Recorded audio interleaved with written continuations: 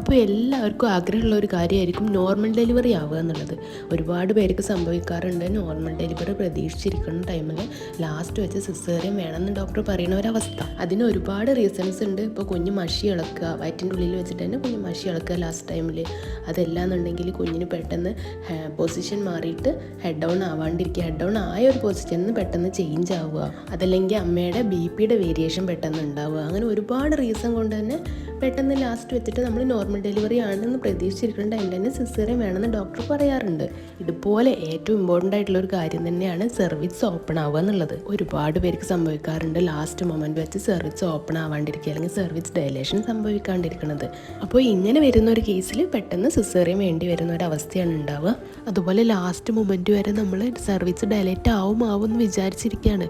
10 സെൻറ്റിമീറ്ററോളം dilate ആയാൽ മാത്രമേ നമുക്ക് നോർമൽ ഡെലിവറി നടക്കാനുള്ള ചാൻസ് ഉള്ളൂ. അപ്പോൾ അത്രയും നേരം നമ്മൾ നോർമൽ ലേബർ പെയിന് നമ്മൾ അനുഭവിച്ചു കൊണ്ടേയിരിക്കുകയാണ്. അത്രയും നേരം നമ്മൾ വേദന അനുഭവിച്ചതിന് ശേഷമാണ് ഡയലേറ്റ് ആവുന്നില്ല, അത്രയും ഡയലേറ്റ് ആവാൻ ബുദ്ധിമുട്ടുണ്ട് എന്ന് മനസ്സിലാക്കുകയും അതിന് പുറമെ സിസേറിയൻ ചെയ്യേണ്ട ഒരു അവസ്ഥയും ഉണ്ടാവുന്നത്. അതുകൊണ്ട് തന്നെ ഇത് രണ്ട് ലേബർ പെയിനും, അതായത് C-സെക്ഷൻ ആണെങ്കിലും അതുപോലെ നോർമൽ ലേബർ പെയിനും അനുഭവിക്കേണ്ട ഒരു അവസ്ഥ ഇവിടെ വരാറുണ്ട്. ഇങ്ങനെ ഒരുപാട് പേർക്ക് ഉണ്ടാവുന്നുണ്ട്. അപ്പോൾ ഇങ്ങനെ ഒരു അവസ്ഥ ഇല്ലാണ്ടിരിക്കാൻ വേണ്ടിയിട്ട് സെർവിക്സ് പെട്ടെന്ന് ഓപ്പൺ ആവാൻ വേണ്ടിയിട്ട് നമുക്ക് എന്തൊക്കെ ചെയ്യാൻ പറ്റും, നമ്മളെ കൊണ്ട് നമുക്ക് എന്തൊക്കെ ചെയ്യാൻ പറ്റും എന്നുള്ളത് ആണ് നമ്മൾ ഈ വീഡിയോയിൽ സംസാരിക്കുന്നത്. അപ്പോൾ നമുക്ക് വീഡിയോയിലൊക്കെ കിടക്കാം അല്ലേ. പിന്നെ ആദ്യം തന്നെ പറയാനുള്ള ഒരു കാര്യം എന്താണെന്ന് വെച്ചിട്ടുണ്ടെങ്കിൽ ഈ വീഡിയോ മാക്സിമം സ്കിപ്പ് ചെയ്യാണ്ട് കാണാൻ വേണ്ടി ശ്രദ്ധിക്കുക. കാരണം എന്താണെന്ന് വെച്ചാൽ സർവീസ് ഓപ്പൺ ആവാൻ വേണ്ടി എന്തൊക്കെ ചെയ്യുക, അല്ലെങ്കിൽ എന്തൊക്കെ എക്സസൈസ് ചെയ്യുക, നമ്മൾ എങ്ങനെയൊക്കെ ചെയ്യുക പെട്ടെന്ന് സർവീസ് ഓപ്പൺ ആവും എന്നുള്ളതൊക്കെ പറയുന്നതിൻ്റെ ഇടയിൽ ഞാൻ ചിലപ്പോൾ ഇങ്ങനെയുള്ള ആൾക്കാർ, അല്ലെങ്കിൽ ഈ കോംപ്ലിക്കേഷൻസ് ഉള്ള ആൾക്കാർ ഇങ്ങനെ ചെയ്യാൻ പാടില്ല എന്നുള്ളതിൽ ലാസ്റ്റൊക്കെ പറയുന്നുണ്ടാവും, അല്ലെങ്കിൽ ഇടയിൽ പറയും. ആ ഭാഗം നിങ്ങൾ സ്കിപ്പ് ചെയ്തിട്ടുണ്ടെങ്കിൽ അത് നിങ്ങൾക്ക് തന്നെ ബുദ്ധിമുട്ടുണ്ടാവാനുള്ള ചാൻസ് ഉണ്ട്. അതുകൊണ്ട് ഇങ്ങനത്തെ കാര്യങ്ങളൊക്കെ പറയുമ്പോൾ മാക്സിമം ഫുൾ ലെങ്ത്തിൽ തന്നെ വീഡിയോ കാണാൻ വേണ്ടി ശ്രദ്ധിക്കുക. പ്രസവത്തോടനുബന്ധിച്ച് ഒരുപാട് മാറ്റങ്ങൾ ഒരു സ്ത്രീയുടെ ശരീരത്തിൽ നടക്കുന്നുണ്ട്. നമ്മുടെ അവയവങ്ങളൊക്കെ പ്രസവത്തിന് വേണ്ടി തയ്യാറെടുത്തുകൊണ്ടിരിക്കുന്ന ഒരു ടൈമാണ്. ഇങ്ങനെ മാറ്റങ്ങൾക്ക് വിധേയമാകുന്ന ഏറ്റവും ഇമ്പോർട്ടൻ്റ് ആയിട്ടുള്ള ഒരു ഭാഗമാണ് സെർവിക്സ് അഥവാ ഗർഭാശയഗളം എന്നറിയപ്പെടുന്ന ഈ ശരീരഭാഗം. നമ്മുടെ യൂട്രസിൻ്റെയും അതുപോലെ വെജൈനയുടെയും ഇടയിലായിട്ടാണ് ഈ ഒരു ഭാഗം സ്ഥിതി ചെയ്യുന്നത്. പ്രസവം വരെ ഈ ഒരു ഭാഗം മ്യൂക്കസ് പ്ലഗ് വെച്ചിട്ട് അടച്ചിരിക്കുക, അതായത് ക്ലോസ്ഡ് ആയിട്ടായിരിക്കും ഉണ്ടാവുക. അതായത് കുഞ്ഞിന് പുറത്തു വരാൻ കഴിയാത്ത രീതിയിൽ ഗർഭാശയമുഖം അടഞ്ഞിട്ടുണ്ടാവും. പ്രസവമൊക്കെ ആവുന്ന ടൈമിൽ കുഞ്ഞ് പുറത്തു വരുന്ന ടൈമിൽ ഈ ഒരു ഡോർ തുറന്നു കൊടുക്കുകയുള്ളൂ. അങ്ങനെ കുഞ്ഞിൻ്റെ തല അതിലൂടെ പുറത്തു വരികയും നമ്മുടെ നോർമൽ ഡെലിവറി നടക്കുകയും ചെയ്യുന്നുണ്ട്. അതായത് നിങ്ങൾക്ക് മനസ്സിലാവുന്ന രീതി പറയുകയാണെങ്കിൽ ഇങ്ങനെ നടക്കുന്ന ഈ കുഞ്ഞിന് പുറത്തു വരാനുള്ള ഡോറ് തുറന്നു കൊടുക്കുന്ന ഒരു പ്രോസസ്സ്, അതിനെയാണ് നമ്മൾ സെർവിക്സ് ഡയലേഷൻ എന്ന് പറയുന്നത്. ഇത് നമ്മൾ വിചാരിക്കുന്ന പോലെ ഒരു സിമ്പിളായിട്ടുള്ള പ്രോസസ്സല്ല. ഇതിൻ്റെ ബാക്കിലും ഒരുപാട് പ്രോസസ്സ് വിധേയമായിട്ടാണ് ഈ ഒരു പ്രോസസ്സ് നടക്കുന്നത്. അതായത് ഹോർമോണൽ ചേഞ്ചസ് സംഭവിക്കുന്നുണ്ട് ഈ ടൈമിൽ. അതുപോലെ തന്നെ മ്യൂക്കസ് പ്ലഗ് ഒക്കെ പുറത്തു വരുന്നുണ്ട്. അതുപോലെ അതുവരെയും കാഠിന്യം കൂടിയിട്ടുള്ള ഈ സെർവിക്സിൻ്റെ ഭിത്തിയൊക്കെ ആ ടൈം ആകുമ്പോഴേക്കും, പ്രസവം നടക്കുന്ന ടൈം ആകുമ്പോഴേക്കും സോഫ്റ്റ് ആയിട്ടായിരിക്കും ഉണ്ടാവുക. അതുകൊണ്ട് തന്നെയാണ് നമ്മൾ പറയുന്നത് ലാസ്റ്റ് സമയമാകുമ്പോഴേക്കും സർവീസ് സോഫ്റ്റ് ആവാൻ വേണ്ടി നമുക്ക് എന്തൊക്കെ ചെയ്യാൻ പറ്റും എന്നുള്ളത് നമ്മൾ മാക്സിമം ചെയ്യാൻ വേണ്ടി ശ്രദ്ധിക്കണം എന്നുള്ളത്. പിന്നെ ഒരു കാര്യം പറയാനുള്ളത് എന്താണെന്ന് വെച്ചിട്ടുണ്ടെങ്കിൽ 37 വീക്കിന് ശേഷമാണ് നമ്മൾ ഈ പറയുന്ന കാര്യങ്ങളൊക്കെ ചെയ്യേണ്ടത്. കാരണം എന്താണെന്ന് വെച്ചാൽ 37 വീക്കിൻ്റെ മുന്നേ കുഞ്ഞ് ജനിച്ചിട്ടുണ്ടെങ്കിൽ അത് പ്രീടേം ഡെലിവറി ആയിട്ടാണ് നമ്മൾ കണക്കാക്കുന്നത്. അതായത് 37 വീക്കിന് ശേഷം കുഞ്ഞ് ജനിച്ചാലും കുഞ്ഞിന് യാതൊരുവിധ പ്രശ്നങ്ങളും ഉണ്ടാവില്ല. 37 വീക്ക് ആയിട്ടുണ്ടെങ്കിൽ കുഞ്ഞിൻ്റെ എല്ലാ ഓർഗൻസും ഡെവലപ്പായി കാണും, കുഞ്ഞ് പുറം ലോകത്തേക്ക് വരാൻ വേണ്ടി റെഡി ആയിട്ടിരിക്കുകയായിരിക്കും. 37 വീക്കിന് ശേഷം സർവീസ് ഓപ്പൺ ആയതുകൊണ്ടും നമുക്ക് യാതൊരുവിധ പ്രശ്നവും ഉണ്ടാവുന്നില്ല, പെട്ടെന്ന് നോർമൽ ഡെലിവറി നടക്കാൻ വേണ്ടി സഹായിക്കുകയാണ് ചെയ്യുക. എന്നാൽ 37 വീക്കിന് മുന്നേ നമ്മൾ സർവീസ് ഓപ്പൺ ആകാൻ വേണ്ടി ഒരിക്കലും ട്രൈ ചെയ്യാൻ പാടില്ല. പിന്നെ ഈ പറയാൻ പോകുന്നതൊക്കെ നോർമൽ ആയിട്ടുള്ള ആൾക്കാരുടെ കാര്യങ്ങളാണ്. നിങ്ങൾക്ക് എന്തെങ്കിലും കോംപ്ലിക്കേഷൻസോ റെസ്ട്രിക്ഷൻസോ ഒക്കെ ഡോക്ടേഴ്സ് പറഞ്ഞിട്ടുണ്ടെന്നുണ്ടെങ്കിൽ നിങ്ങൾ ഒരിക്കലും ഈ കാര്യങ്ങളൊന്നും ചെയ്യാണ്ടിരിക്കുക. അതായത് നിങ്ങൾക്ക് പ്രഷറിൽ എന്തെങ്കിലും വേരിയേഷൻസ് വരുന്നുണ്ട്, പെട്ടെന്ന് തലകറക്കം പോലുള്ള ക്ഷീണം പോലുള്ളതൊക്കെ എന്തെങ്കിലും ഉണ്ട്, അതുപോലെ പ്ലാസൻ്റൽ പൊസിഷൻ, പ്ലാസൻ്റൽ പ്രീവിയ, ഇങ്ങനത്തെ എന്തെങ്കിലുമൊക്കെ ഉണ്ടെന്നുണ്ടെങ്കിൽ ഡോക്ടേഴ്സ് അതിനനുസരിച്ച് റെസ്റ്റ് പറഞ്ഞ ആൾക്കാരൊക്കെ ആണെന്നുണ്ടെങ്കിലും ഈ കാര്യങ്ങളൊന്നും ചെയ്യരുത്. അതുപോലെ നിങ്ങൾക്ക് നോർമലാണ്, യാതൊരു കുഴപ്പമില്ല എന്നുണ്ടെങ്കിൽ കൂടെ നിങ്ങൾ എക്സസൈസ് ആണെങ്കിലും മറ്റു കാര്യങ്ങളാണെങ്കിലും എന്തെങ്കിലും സ്റ്റാർട്ട് ചെയ്യുന്നതിൻ്റെ മുന്നേ നിങ്ങൾക്ക് എന്തെങ്കിലും ബുദ്ധിമുട്ടൊക്കെ തോന്നുകയാണെങ്കിൽ എന്ത് ചെയ്യുക, ഡോക്ടറെ അടുത്ത് ലാസ്റ്റായിട്ട് ചെക്കപ്പിന് പോകുന്ന ടൈമിൽ ഒന്ന് ചോദിച്ച് കൺഫേം ആക്കുക. ഇങ്ങനെ എക്സസൈസ് സ്റ്റാർട്ട് ചെയ്യുന്നത് കൊണ്ട് പ്രോബ്ലം പ്രോബ്ലം ഉണ്ടോ എന്നുള്ളത് ഒന്നും കൂടെ ചോദിച്ച് കൺഫേം ആക്കിയതിന് ശേഷം മാത്രം സ്റ്റാർട്ട് ചെയ്യാണ് ഏറ്റവും നല്ലത്. അപ്പോൾ സർവീസ് ഓപ്പൺ ആവാൻ വേണ്ടിയിട്ട് എന്തൊക്കെ ചെയ്യാം എന്നുള്ളതിൽ എനിക്ക് ആദ്യം തന്നെ പറയാനുള്ളത് 3 ഫിസിക്കൽ എക്സസൈസിനെ കുറിച്ചാണ്. അതിൽ നമുക്ക് ആദ്യമായിട്ട് പറയാൻ പറ്റുന്നത് നടത്തം തന്നെയാണ്. അതായത് ഗർഭിണി 37 വീക്കിന് ശേഷം നടന്നു തുടങ്ങുക. പതിയെ ഒരു ദിവസം തന്നെ ഒരുപാട് അങ്ങ് നടന്ന് തുടങ്ങരുത്. എക്സസൈസ് സ്റ്റാർട്ട് ചെയ്യുകയാണെങ്കിൽ അത് ഏത് എക്സസൈസ് ആണെങ്കിലും നമ്മൾ ആദ്യം ചെറുതായിട്ട്, അതായത് കുറച്ച് നേരം ചെയ്യുക, പിന്നെ പിറ്റേ ദിവസം കുറച്ചുകൂടെ നേരം ചെയ്യുക. അങ്ങനെ വേണം നമ്മൾ കണ്ടിന്യൂസ് ആയിട്ട് തുടങ്ങാൻ വേണ്ടിയിട്ട്. അല്ലാണ്ട് ഒരു ദിവസം തന്നെ ഒരുപാട് നേരം ഒരേപോലെ ഫിസിക്കൽ എക്സസൈസ് ചെയ്താൽ അത് ഒരുപാട് ബുദ്ധിമുട്ടുണ്ടാക്കും. അതുകൊണ്ട് ആ കാര്യം ഒന്ന് ശ്രദ്ധിക്കുക. അപ്പോൾ നടന്നു തുടങ്ങുക, അതായത് ഫസ്റ്റ് 37 വീക്കിന് ശേഷം ചെറുതായിട്ടൊന്ന് നടന്നു തുടങ്ങുക. അതായത് ഫസ്റ്റ് ദിവസം ഒരു 5 മിനിറ്റ് 10 മിനിറ്റ് ഒക്കെ ഒന്ന് നടക്കുക. പിന്നെ അതിൻ്റെ ഡ്യൂറേഷൻ പതുക്കെ കൂട്ടി കൊണ്ടുവരിക. അതും സ്പീഡിലൊന്നും നടക്കേണ്ട ആവശ്യമില്ല, അല്ലെങ്കിൽ ഓടേണ്ട ആവശ്യമില്ല. പതുക്കെ നിങ്ങൾക്ക് റിലാക്സ് ആയിട്ടും കാമായിട്ടും നടക്കുക. ഇങ്ങനെ നമ്മൾ നടക്കുമ്പോൾ ഹെഡ് ഡൗൺ ആയിട്ടുള്ള കുഞ്ഞിൻ്റെ തല നമ്മുടെ പെൽവിക് റീജിയനിലേക്ക് പ്രഷർ കൊടുക്കുന്നത് കൊണ്ട് തന്നെ സർവീസ് പെട്ടെന്ന് തന്നെ ഓപ്പൺ ആവാൻ വേണ്ടി സഹായിക്കുന്നുണ്ട്. പിന്നെ ഈ ലാസ്റ്റ് ടൈം ആകുമ്പോൾ ഡെലിവറിയോട് അടുത്ത ടൈം ആവുന്നത് കൊണ്ട് തന്നെ നമുക്ക് പല ബുദ്ധിമുട്ടുകളും ഉണ്ടാവുന്നുണ്ട്. വയറിൻ്റെ വലുപ്പം കാരണം, അതുപോലെ തന്നെ പ്രഷറിൻ്റെ വേരിയേഷൻസ് കാരണം, അങ്ങനെ ഒരുപാട് ബുദ്ധിമുട്ടുകൾ ചിലർക്കൊക്കെ ഉണ്ടാവാറുണ്ട്. അപ്പോൾ ശ്രദ്ധിക്കേണ്ട ഒരു കാര്യം, ഇങ്ങനെയുള്ള കാര്യങ്ങളൊക്കെ ചെയ്യുമ്പോൾ എപ്പോഴും നമ്മുടെ കൂടെ ഒരാളുണ്ടായിരിക്കണം നല്ലതായിരിക്കും. കാരണം പെട്ടെന്ന് നമുക്ക് വീഴാൻ പോവേ അല്ലെങ്കിൽ ഒരു ക്ഷീണം തോന്നുകയൊക്കെ ചെയ്യുമ്പോൾ പിടിക്കാൻ വേണ്ടിയിട്ടൊക്കെ കൂടെ ഒരാളുണ്ടാവുന്നത് മാക്സിമം നല്ലതാണ്. അപ്പോൾ ആ കാര്യം കൂടെ ശ്രദ്ധിക്കുക. പിന്നെ അടുത്തതായിട്ട് പറയാനുള്ള ഒരു കാര്യം എന്ന് വെച്ചിട്ടുണ്ടെങ്കിൽ, നടത്തം കഴിഞ്ഞതിന് ശേഷം നമുക്ക് സ്റ്റെപ്പ് കയറി ഇറങ്ങുന്നത് നല്ലതാണ്. അതായത് പതിയെ, അതായത് സ്പീഡിലല്ല, സ്റ്റെപ്പ് പതിയെ നമ്മൾ കയറി ഇറങ്ങുക 37 വീക്കിന് ശേഷം. അതും റിലാക്സ് ആൻഡ് കാമായിട്ട് തന്നെ ചെയ്യാൻ വേണ്ടി ശ്രമിക്കുക. സ്റ്റെപ്പൊക്കെ കയറുമ്പോൾ കൂടെ ഒരാളെ കൂട്ടി കയറുക, അല്ലെങ്കിൽ സ്റ്റെപ്പിലൊക്കെ പിടിച്ച് കയറാൻ വേണ്ടി ശ്രദ്ധിക്കുക. അടുത്തായി പറയാനുള്ളത് സ്ക്വാറ്റിംഗ് എക്സസൈസ് ആണ്. സ്ക്വാറ്റിംഗ് എക്സസൈസ് പറഞ്ഞാൽ നിങ്ങൾക്ക് അറിയുന്നുണ്ടാവും, അറിയാത്തവർക്കായിട്ട് ഞാൻ സ്ക്രീനിൽ കാണിക്കുന്നുണ്ട്. അപ്പോൾ ഈ ഒരു പൊസിഷനിൽ നമ്മൾ എണീക്കുകയും ഇരിക്കുകയും ചെയ്യുന്ന ഒരു പ്രോസസ്സിനെയാണ് നമ്മൾ സ്ക്വാറ്റിംഗ് എക്സസൈസ് എന്ന് പറയുന്നത്. ഇങ്ങനെ ചെയ്യുമ്പോൾ നമ്മൾ ഫ്രണ്ടിൽ ഒരാളെ നിർത്തിയിട്ട് ഒരാളുടെ കയ്യിൽ പിടിച്ച് ചെയ്യാൻ വേണ്ടി ശ്രമിക്കുക. അതല്ലാന്നുണ്ടെങ്കിൽ ഫ്രണ്ടിൽ ഒരു സോഫയോ കട്ടിലോ അങ്ങനെ എന്തെങ്കിലും വെച്ചിട്ട് അതിൽ പിടിച്ച് ചെയ്യാൻ വേണ്ടി ശ്രമിക്കുക. പിന്നെ അതുപോലെ തന്നെ ലാസ്റ്റ് ടൈം ആകുമ്പോൾ നമ്മൾ ഇന്ത്യൻ ക്ലോസ്റ്റ് യൂസ് ചെയ്യുന്നത് കൂടുതൽ നല്ലതായിരിക്കും.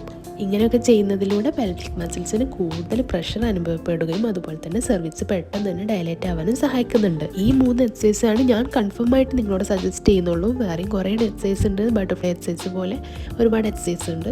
അപ്പോൾ അതിനെക്കുറിച്ച് നിങ്ങൾക്ക് കൂടുതലായിട്ട് നമുക്ക് മറ്റൊരു വീഡിയോയിൽ ചെയ്യാം. ഈ 3 കൺഫേം ആയിട്ട് നിങ്ങൾക്ക് ചെയ്യാവുന്നതാണ്. അപ്പോൾ ഇതുപോലെ നമുക്ക് പിന്നെ ബ്രീത്തിങ് എക്സസൈസ് ചെയ്യാം കേട്ടോ. ബ്രീത്തിങ് എക്സസൈസ് ഫിസിക്കലി നമ്മൾ ഓക്കെ ആക്കുന്നത് പോലെ തന്നെ മെൻ്റലി ഓക്കെ ആക്കാനും സഹായിക്കുന്ന ഒന്ന് തന്നെയാണ്. അതായത് നമ്മൾ ടെൻഷൻ ഫ്രീ ആവാൻ വേണ്ടിയിട്ട്, അതുപോലെ തന്നെ സ്ട്രെസ്സ് കുറക്കുക, അതുപോലെ ഹോർമോണൽ ബാലൻസിന് വേണ്ടിയിട്ട് എല്ലാം ബ്രീത്തിങ് എക്സസൈസ് സഹായിക്കുന്നുണ്ട്. പിന്നെ എന്ത് കോംപ്ലിക്കേഷൻസ് ഉള്ള ആൾക്കാർക്കും നമുക്ക് കൂളായിട്ട് ഒരു പേടിയും ഇല്ലാണ്ട് ചെയ്യാൻ പറ്റുന്ന ഒരു എക്സസൈസും കൂടിയാണ് ബ്രീത്തിങ് എക്സസൈസ്. അപ്പോൾ എക്സസൈസിനെ കുറിച്ച് എനിക്ക് ഇത്രയൊക്കെയാണ് പറയാനുള്ളത്. ഞാൻ ഒന്നുകൂടെ റിപ്പീറ്റ് ചെയ്ത് പറയാണ്, ഒരു കോംപ്ലിക്കേഷൻസും ഇല്ലാത്തവർ മാത്രം ഇങ്ങനെയൊക്കെ ചെയ്യുക. ഏത് എക്സസൈസ് ആണെങ്കിലും ചെയ്യുന്നതിൻ്റെ മുന്നേ ഡോക്ടറോട് ഒന്നുകൂടെ കൺഫേം ആക്കുക. ഈ പറഞ്ഞ കാര്യങ്ങളൊക്കെ നോർമലി എല്ലാവർക്കും ചെയ്യാവുന്നതാണ്, ഒരു കുഴപ്പമില്ല. എങ്കിൽ കൂടെ നിങ്ങൾക്ക് എന്തെങ്കിലും പേഴ്സണലി എന്തെങ്കിലും പ്രശ്നം ഉണ്ടോ എന്ന് നമുക്കറിയാൻ പറ്റില്ലല്ലോ. നിങ്ങൾക്ക് ഓരോരുത്തർക്കും എന്തൊക്കെ കോംപ്ലിക്കേഷൻസ് ആണുള്ളത് നിങ്ങളുടെ ഡോക്ടേഴ്സിന് മാത്രമേ അറിയുള്ളൂ. അപ്പോൾ ഡോക്ടേഴ്സിനോടൊന്ന് ചോദിച്ചിട്ട് ഇങ്ങനെ ചെയ്യാവോ എന്ന് ചോദിച്ചിട്ട് മാത്രം ഇത് തുടങ്ങുക. അത് നോർമൽ കേസ് ആണെങ്കിൽ ഇങ്ങനെയുള്ള എക്സസൈസ് സർവീസ് പെട്ടെന്ന് ഡയലേറ്റ് ചെയ്യാൻ വേണ്ടി സഹായിക്കുക തന്നെ ചെയ്യുന്നുണ്ട്. ഇതുപോലെ എക്സസൈസ് അല്ലാണ്ട് നമുക്ക് എന്തൊക്കെയാണ് സർവീസ് ഡയലേറ്റ് ആവാൻ വേണ്ടി, സർവീസ് സോഫ്റ്റ് ആവാൻ വേണ്ടിയിട്ടൊക്കെ സഹായിക്കുന്നത് നോക്കാം. ലാസ്റ്റ് ടൈം ആകുമ്പോൾ 37 വീക്കിന് ശേഷമൊക്കെ സെക്ച്വൽ ഇൻ്റർകോഴ്സിൽ ഏർപ്പെടുന്നത് വളരെ നല്ലതാണ്. അതായത് നിങ്ങൾ മെൻ്റലി ആൻഡ് ഫിസിക്കലി ഓക്കെ ആണെന്നുണ്ടെങ്കിൽ, നിങ്ങൾക്ക് താല്പര്യം ഉണ്ടെന്നുണ്ടെങ്കിൽ എന്തായാലും സെക്ച്വൽ ഇൻ്റർകോഴ്സിൽ ഏർപ്പെടുന്നത് വളരെ നല്ലത് തന്നെയാണ്. ഇതിലൂടെ നിങ്ങളുടെ ഹോർമോൺസ് പോസിറ്റീവായിട്ട് എഫക്ട് ചെയ്ത് നിങ്ങൾ ടെൻഷൻ ഫ്രീ ഒക്കെ ആക്കുന്നതിലുപരി തന്നെ നിങ്ങളുടെ സർവീസ് സോഫ്റ്റ് ആവാനും പെട്ടെന്ന് ഡയലേറ്റ് ആവാനും സഹായിക്കുന്നുണ്ട്. ഇതിലൂടെ നിങ്ങൾക്ക് പെട്ടെന്ന് നോർമൽ ഡെലിവറി നടക്കാനും സാധ്യത കൂടുതലാണ്. പക്ഷേ സെക്ച്വൽ ഇൻ്റർകോഴ്സിൽ ഏർപ്പെടുമ്പോൾ നിങ്ങൾ പൊസിഷൻസൊക്കെ നന്നായി നോക്കുക. നിങ്ങൾക്കും വയറിനൊന്നും ബുദ്ധിമുട്ടില്ലാത്ത രീതിയിൽ, അതായത് വയർക്കൊന്നും പ്രഷർ വരാത്ത രീതിയിൽ വേണം ചെയ്യാൻ വേണ്ടിയിട്ട്. അപ്പോൾ ഇതെല്ലാം ശ്രദ്ധിച്ച് നിങ്ങൾ സെക്ച്വൽ ഇൻ്റർകോഴ്സിൽ ഏർപ്പെടുന്നത് വളരെ നല്ലതാണ്. നിങ്ങൾക്ക് പെട്ടെന്ന് സർവീസ് ഡയലേറ്റ് ചെയ്യാനും അതുപോലെ സോഫ്റ്റ് ആവാനും നോർമൽ ഡെലിവറി നടക്കാനൊക്കെ സഹായിക്കുന്ന ഒന്ന് തന്നെയാണ് സെക്ച്വൽ ഇൻ്റർകോഴ്സ് ലാസ്റ്റ് ടൈമിൽ ചെയ്യുന്നത്. അപ്പോൾ നമ്മൾ എക്സസൈസിനെ കുറിച്ച് പറഞ്ഞു, സെക്ച്വൽ ഇൻ്റർകോഴ്സിന് പറഞ്ഞു. ഇനി ഇതല്ലാണ്ട് ഫുഡിലൂടെ നമുക്ക് എങ്ങനെയൊക്കെ സർവീസ് പെട്ടെന്ന് ഓപ്പൺ ആവാൻ അല്ലെങ്കിൽ സർവീസ് പെട്ടെന്ന് ഡയലേറ്റ് ചെയ്യാൻ സഹായിക്കും എന്നുള്ളത് നോക്കാം. ഫുഡിൻ്റെ കാര്യത്തിൽ പറയുകയാണെങ്കിൽ ആദ്യം തന്നെ പറയാനുള്ളത് പൈനാപ്പിളിൻ്റെ കാര്യമാണ്. പൈനാപ്പിൾ അതുപോലെ പപ്പായ. പൈനാപ്പിളും പപ്പായും ഒക്കെ ലാസ്റ്റ് ടൈമിൽ 37 വീക്കിൽ നിങ്ങൾക്ക് എല്ലാവർക്കും പേടിയായിരിക്കും അല്ലേ പൈനാപ്പിളും പപ്പായൊക്കെ കഴിക്കാൻ വേണ്ടിയിട്ട്. കാരണം നമ്മുടെ ഇടയിലൊക്കെ ഒരുപാട് മിത്തുണ്ട്, പൈനാപ്പിൾ പപ്പായൊക്കെ കഴിച്ചിട്ടുണ്ടെങ്കിൽ അബോർഷൻ ആവും എന്നുള്ളത് അല്ലേ. അപ്പോൾ അതിനെക്കുറിച്ച് ഞാനൊരു വീഡിയോ സെപ്പറേറ്റായി ചെയ്യുന്നുണ്ട്. പൈനാപ്പിൾ കഴിക്കാമോ, പപ്പായ കഴിക്കാമോ, എപ്പോൾ മുതൽ കഴിക്കാം, എപ്പോൾ മുതൽ കഴിക്കാതിരിക്കാം, അല്ലെങ്കിൽ പച്ച പപ്പായാണോ പൈനാപ്പിളാണോ ഏതാണ് നല്ലത്, അങ്ങനെയുള്ളതൊക്കെ ഞാൻ പറയുന്നുണ്ട്. അത് നമുക്ക് സെപ്പറേറ്റ് ആയൊരു വീഡിയോയിൽ തന്നെ ചെയ്യാം. അതല്ലാണ്ട് ഞാൻ ഷോർട്സ് ഒരുപാട് ഇട്ടിട്ടുണ്ട് പൈനാപ്പിളിനും പപ്പായനെ കുറിച്ചിട്ട്. നിങ്ങൾക്ക് പെട്ടെന്ന് എന്തെങ്കിലും അറിയണമെന്നുണ്ടെങ്കിൽ ഷോർട്സ് പോയി നോക്കിയാൽ അറിയാൻ പറ്റും. 37 വീക്കിന് ശേഷമുള്ള കാര്യം പറയാം. 37 വീക്കിന് ശേഷം നിങ്ങൾ പൈനാപ്പിളും പപ്പായൊന്നും കഴിക്കുന്നതുകൊണ്ട് യാതൊരു പ്രശ്നവുമില്ല, അവിടെ യാതൊരു ദോഷവുമില്ല, എന്തായാലും ഗുണം മാത്രമേ ഉള്ളൂ. പിന്നെ പച്ച പപ്പായ നിങ്ങൾ കഴിക്കണ്ട, പഴുത്ത പപ്പായ തന്നെ കഴിക്കാൻ വേണ്ടി ശ്രദ്ധിക്കുക. പിന്നെ ഇതിനെക്കുറിച്ച് ഒരുപാട് ടെൻഷൻ ഉള്ളവരൊന്നും കഴിക്കണമെന്ന് ഞാൻ നിർബന്ധിക്കുന്നില്ല. നിങ്ങൾക്ക് താല്പര്യം ഉണ്ടെങ്കിൽ, നിങ്ങൾ ഓക്കെ ആണെങ്കിൽ മാത്രം കഴിച്ചാൽ മതി. കാരണം എന്താണെന്ന് വെച്ചാൽ ഒരുപാട് പേർക്ക് ടെൻഷൻ കൂടിയിട്ട് ഓരോ പ്രശ്നങ്ങളുണ്ടാവും. അത് വേണ്ടാന്ന് വെച്ചിട്ടാണ്. നിങ്ങൾ പപ്പായ പൈനാപ്പിൾ കഴിക്കുന്നതുകൊണ്ടാവില്ല പ്രശ്നം വരുന്നത്, നിങ്ങൾക്ക് ഇതും ആലോചിച്ച് ഒരുപാട് ടെൻഷൻ വരുന്നതുകൊണ്ടായിരിക്കും. അതുകൊണ്ട് തന്നെ അത് കുറക്കാൻ വേണ്ടിയിട്ട് നിങ്ങൾക്ക് ഇങ്ങനെ ടെൻഷൻ ഉള്ളവർ കഴിക്കാണ്ടിരിക്കുക, അല്ലാത്തവർ പൈനാപ്പിളും പപ്പായും ഒക്കെ കഴിക്കുക ലാസ്റ്റ്. എന്ന് വെച്ചിട്ടുണ്ടെങ്കിൽ ഒരുപാട് പൈനാപ്പിളും പപ്പായ ഒരുമിച്ച് അങ്ങ് കഴിക്കരുത് കേട്ടോ. ചെറുതായിട്ട് ചെറിയ രീതിയിലൊക്കെ പൈനാപ്പിളും പപ്പായ ഇപ്പോൾ നോർമലി നമ്മൾ കഴിക്കുമല്ലോ 2-3 പീസ്, വലിയ പീസൊക്കെ അത്രയൊക്കെ കഴിക്കാമല്ലോ. ഒരു ചെറിയ ബൗളൊക്കെ കഴിക്കുമല്ലോ, അങ്ങനെയൊക്കെ നമുക്ക് കഴിക്കാവുന്നതാണ്. എന്ന് വെച്ചാൽ ഒരു പൈനാപ്പിൾ അല്ലെങ്കിൽ ഒരു പപ്പായ മൊത്തം ഒന്നും കഴിച്ചേക്കരുത്. നമ്മൾ നോർമലി കഴിക്കുന്ന രീതിയിൽ പൈനാപ്പിളും പപ്പായൊക്കെ കഴിക്കുന്നത് നല്ലതാണ്. ഇതുവഴി നമ്മുടെ സെർവിക്സ് സോഫ്റ്റ് ആവാൻ വേണ്ടിയിട്ടും പെട്ടെന്ന് തന്നെ ഡയലേഷൻ സംഭവിക്കാനും നോർമൽ ഡെലിവറി ആവാൻ വേണ്ടിയിട്ടൊക്കെ സഹായിക്കുന്നുണ്ട്. ഇതൊക്കെ ഞാൻ നോർമൽ പ്രഗ്നൻസിയിലാണ് പറയുന്നത് കേട്ടോ.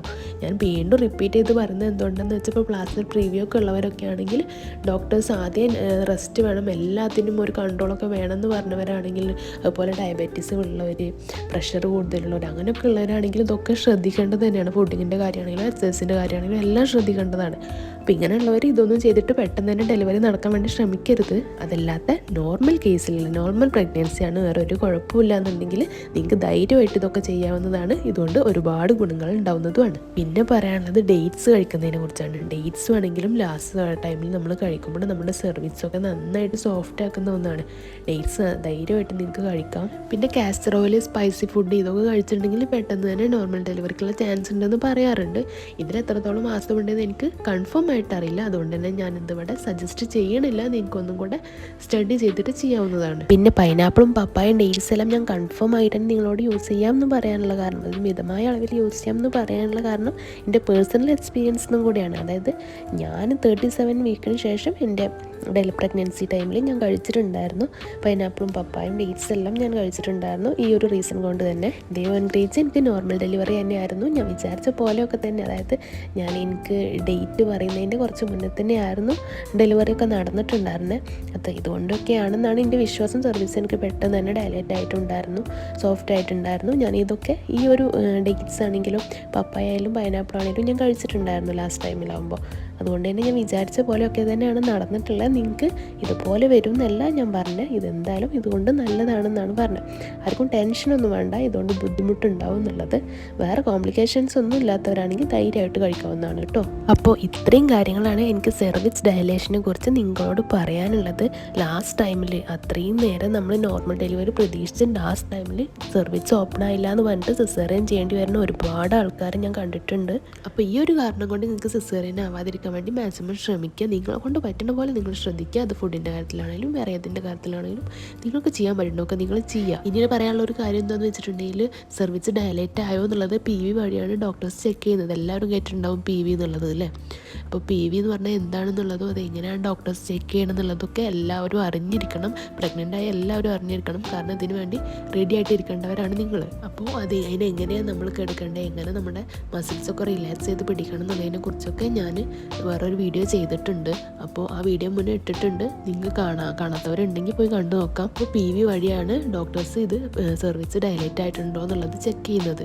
അപ്പോൾ അതുകൂടെ മനസ്സിലാക്കി വെക്കുക. അപ്പോൾ എല്ലാവർക്കും നോർമൽ ഡെലിവറി തന്നെ നടക്കട്ടെ, നല്ല ആരോഗ്യത്തോടെയുള്ള ഒരു കുഞ്ഞിനെ തന്നെ കിട്ടട്ടെ. ഈ വീഡിയോ യൂസ്ഫുള്ളായിട്ട് തോന്നുന്നുണ്ടെങ്കിൽ എന്തായാലും ലൈക്ക് ചെയ്യുക, മറ്റുള്ളവർക്ക് കൂടെ ഷെയർ ചെയ്ത് കൊടുക്കുക. വീഡിയോ ആദ്യമായിട്ട് കാണുകയാണെങ്കിൽ സബ്സ്ക്രൈബ് കൂടെ ചെയ്യുക. പിന്നെ മറ്റൊരു വീഡിയോയിൽ കാണാം. താങ്ക്